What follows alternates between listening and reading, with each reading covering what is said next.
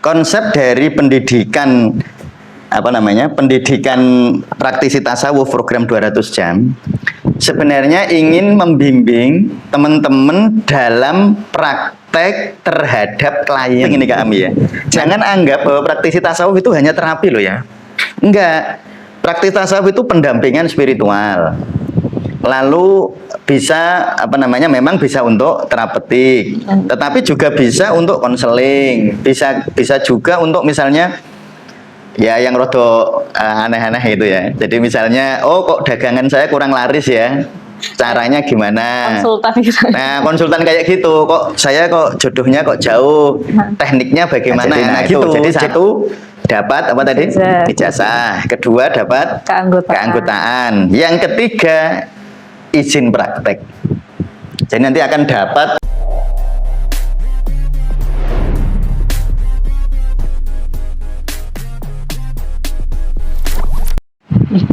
Assalamualaikum warahmatullahi wabarakatuh. Waalaikumsalam warahmatullahi wabarakatuh. Bismillah, alhamdulillah, Allahumma sholli wa sallim ala Sayyidina Muhammad ibni Abdillah. Ya teman-teman semua, saya mau merespon pertanyaan-pertanyaan yang masuk baik ke chat pribadi saya maupun ke admin ya, yang banyak bertanya tentang pendidikan 200 jam praktisi tasawuf ya. Jadi judulnya itu pendidikan ya. Jadi pendidikan praktisi tasawuf, bukan pelatihan ya Kak. Oh, pendidikan. Kalau pelatihan itu kan sehari 2 hari gitu pelatihan. Ini 4 bulan. 4 bulan. Nah, sehingga ini disebut sebagai pendidikan. Jadi pendidikan praktisi tasawuf 200 jam, program 200 jam. 200 jam. Nah, ini ada beberapa pertanyaan yang disampaikan baik chat pribadi ke saya maupun di ini. Nah, silakan Kak Ami membacakan pertanyaan-pertanyaannya Kak. Ya. Untuk pendidikan 200 jam ini yang melaksanakannya dari lembaga apa? Iya. Jadi yang melaksanakan program pendidikan 200 jam Sufilink itu lembaga ya. Jadi bukan pribadi saya gitu, bukan. Tetapi lembaga, karena memang Tasawuf Indonesia itu sudah jadi lembaga. Jadi sudah legal ya? Sudah legal. Jadi bukan lembaga Torekoh loh ya. Lembaga yang sudah dapat SK Kemenkumham. Jadi itu SK-nya Kemenkumham. Jadi yang melaksanakan ada 2 ya Kak ya. Yang pertama Manajemen Tasawuf Indonesia, itu yayasan ya. Yayasan Manajemen Tasawuf Indonesia ya, ini SK Kemenkumhamnya ya. Itu SK-nya tahun 2024 Kak. Nomor AHU-nya 000 sekian.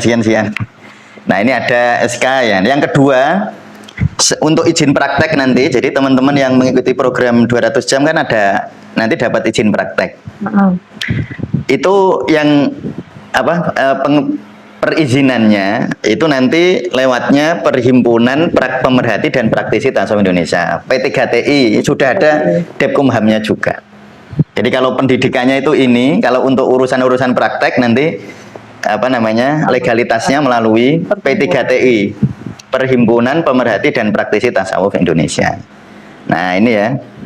Jadi itu penyelenggaranya ada 2 ya Kak ya. Dan ya, alhamdulillah Yayasan Tasawuf Indonesia itu nomor AHU-nya sekian tahun 2024, praktisi Perhimpunan Pemerhati dan Praktisi juga tahun 2024. Berarti ya sudah lama sebenarnya, cuma kemarin seperti saya sampaikan di Zoom, ini baru pertama kalinya saya sampaikan di masyarakat umum. Pelatihan 200 jam ini sebenarnya sudah 4 ya Kak ya, 4 angkatan. Ya, cuma angkatan yang dulu-dulu adalah murid-murid saya gitu ya. Jadi murid-murid yang saya kenal secara pribadi. Nah, ini mulai tahun 2026 ini saya sudah merasa mantap untuk menyampaikan ini ke masyarakat umum yang tertarik untuk mengikuti ini. Nah, ini akte notarisnya, ya, ini akte notaris untuk perkumpulan P3TI-nya, ini akte notaris untuk yayasannya. Jadi kita sudah tercatat di negara lah. Ya, gitu Kak, itu penyelenggaranya Kak. Oke. Ya. Lalu untuk yang dipelajari itu apa aja? Nah, iya ya. Yang kemarin sudah disampaikan oleh Mas Fatih di grup ya, di grup di ini, katalog. Sudah di-share apa belum saya nggak tahu ya, sudah di-share apa grup apa belum. Jadi ada 6 buku yang akan kita pelajari. Ini 6 buku.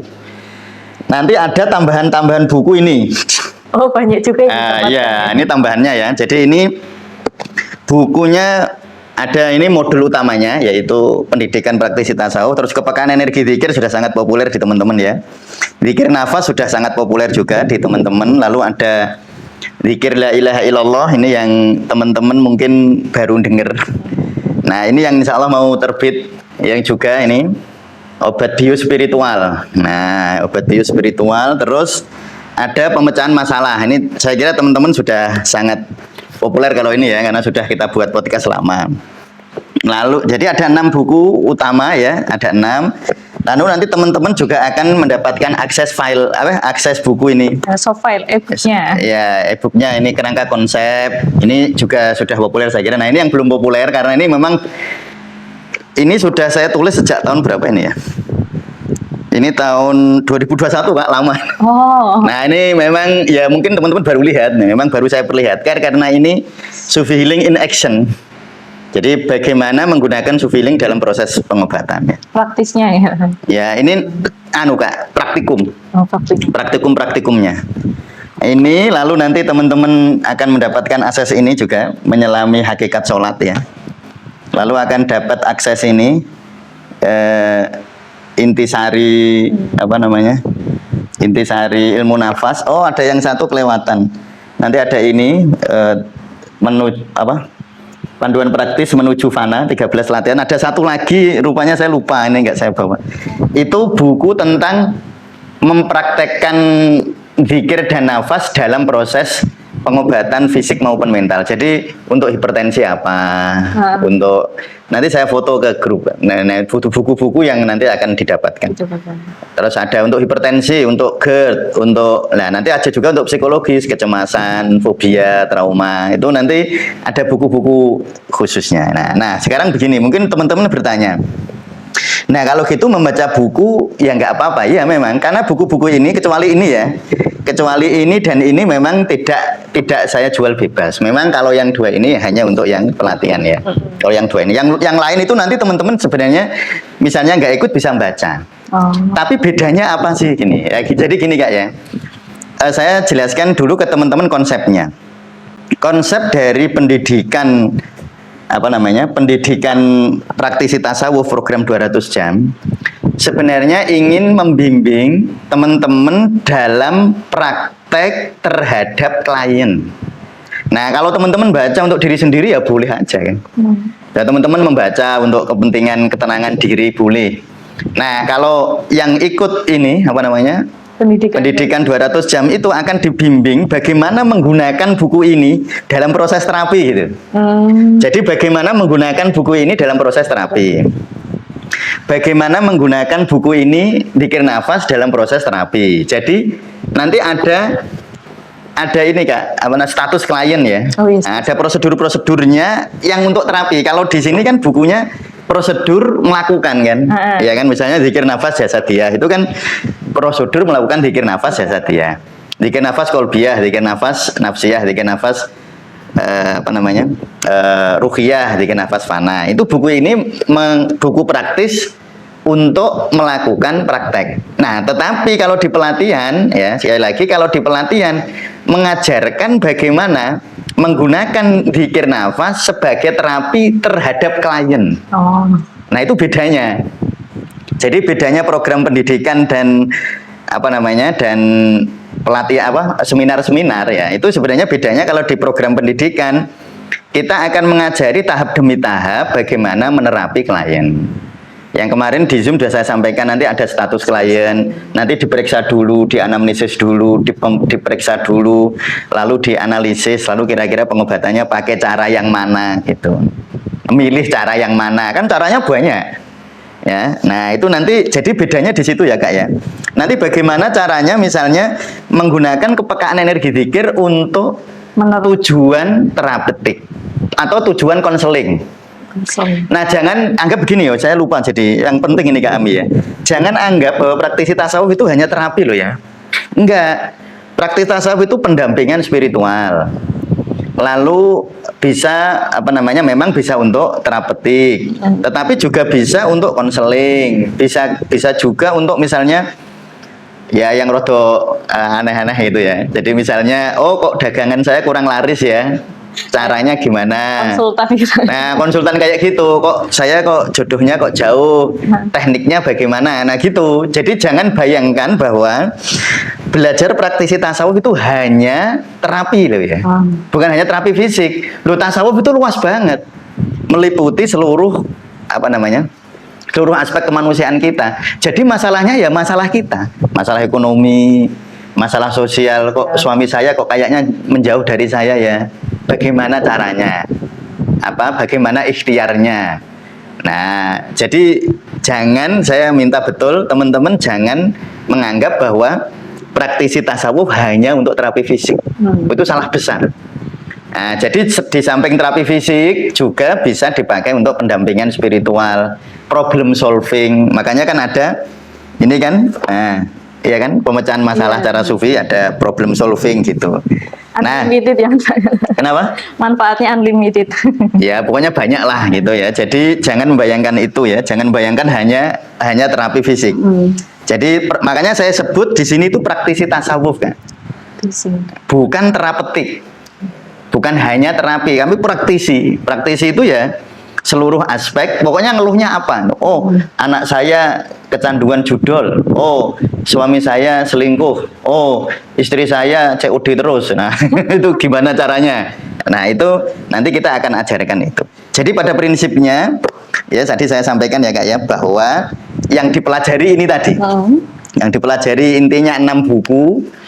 Nah, tetapi bukan hanya tahu dan praktek. Tujuan utama dari pendidikan adalah menggunakan teknik-teknik tasawuf di dalam proses problem solving ya kepada klien. Nah, jadi orang datang lalu minta bantuan ke kita, makanya nanti ada izin prakteknya gitu loh Kak. Nah, kalau untuk diri sendiri, untuk keluarga nggak usah izin praktek. Tapi kalau kita sudah bersentuhan dengan orang lain kan memerlukan aspek administrasi seperti itu ya. Nah, itu Kak yang dipelajari. Oke. Lalu setelah kita mempelajari pendidikan praktisi tasawuf 200 jam, itu yang kita dapatkan apa sih? Ya, yang jelas dapatkan ilmu ya. Ilmu dan keterampilan. Jadi ilmu dan keterampilan, dan 70% itu praktek Kak nanti. Ya, 70% praktek. Nah, jadi yang dapat ilmu keterampilan. Nah, secara administratif, nah ini administrasi ya, jangan dianggap substansi. Nah, saya pesan betul, itu administrasi. Karena ketika kita sudah berhubungan dengan orang lain, pelayanan Kak, administrasi itu penting. Kan melayani orang. Kalau teman-teman belajar tasawuf untuk diri sendiri, ya untuk diri sendiri, untuk meningkatkan level nafas kita ya, untuk meningkatkan spiritualitas, atau untuk keluarga biar tenang ya, saya kira itu nggak terlalu administrasi Kak, bahkan nggak usah lah Kak. Tetapi ketika kita menyiapkan diri sebagai seorang praktisi yang akan berhubungan dengan orang-orang yang akan minta bantuan ke kita, yang kita nggak kenal ya, maksudnya nggak kenal kan, itu orang jauh yang tahu dulu Pak Mustamir kok katanya bisa begini. Nah, terus dia datang ke saya. Nah, aspek-aspek administrasi seperti ini yang tadi saya sebut itu jadi urgent, jadi penting gitu loh Kak. Nah, kecuali kalau nggak ingin itu, teman-teman belajar tasawuf hanya untuk ketenangan batin, ya yang kayak administrasi begini kan tidak harus ada gitu. Nah, jadi nanti administrasi dapatnya ya ijazah kan, karena ini pendidikan. Jadi bukan yang didapatkan bukan sertifikat loh ya. Ijazah. Ya. Tapi jangan bayangin ijazah dari Torekoh loh ya. Ijazah kayak dari sekolah gitu loh Kak. Jadi ijazah bukan ijazah dari Torekoh, bukan. Ijazah. Jadi nanti tentu ada penilaiannya. Ada penilaiannya ya, ada nanti dinilai gitu. Tapi nggak usah khawatir nggak lulus ya. Pokoknya mesti mesti lulus gitu. Cuma nanti kan tetap ada nilai-nilainya. Jadi nanti ada dapat ijazah Kak. Yang kedua akan menjadi anggota P3TI, perhimpunan praktisi, perhimpunan pemerhati dan praktisi tasawuf Indonesia. Nanti akan jadi anggotanya. Ya, ini kayak ginilah Kak, kayak kalau di psikolog kan ada asosiasinya, di Bekam ada asosiasinya, di akupresur, pemijatan ada asosiasinya ya. Saya ikut semua itu. Nah, ternyata kita juga itu di tasawuf ternyata ada asosiasi praktisi yang sudah kita buat ini. Nah, itu asosiasinya. Jadi di sana kita bisa sharing-sharing gitu nih. Ya, nanti jadi sharing. Jadi makanya nanti akan menjadi semacam gerakan bagaimana, intinya begini, bagaimana memanfaatkan mengambil manfaat dari tasawuf untuk problema-problema kehidupan kita dan orang-orang di sekitar kita gitu. Sehingga harapannya lebih banyak manfaat gitu ya Kak ya. Jadi jadi satu dapat apa tadi? Ijazah. Kedua dapat keanggotaan. Yang ketiga izin praktek. Jadi nanti akan dapat ini kayak di psikolog kan ada izin prakteknya. Nah, nanti juga begitu. Nanti teman-teman akan secara administrasi, ini sekali lagi ya, administrasi, teman-teman akan mendapatkan legalitas itu. Nah, tapi saya mohon untuk hal itu jangan dianggap substansi. Tetapi begini, syariat semacam ini itu penting ketika kita berhubungan dengan orang. Jadi gini loh. Ketika kita berhubungan dengan diri kita sendiri, ahli kita sendiri, lingkungan sendiri, hal-hal semacam itu mungkin nggak penting. Tetapi ketika kita sudah berhubungan dengan orang banyak, perlu manajemen, perlu administrasi.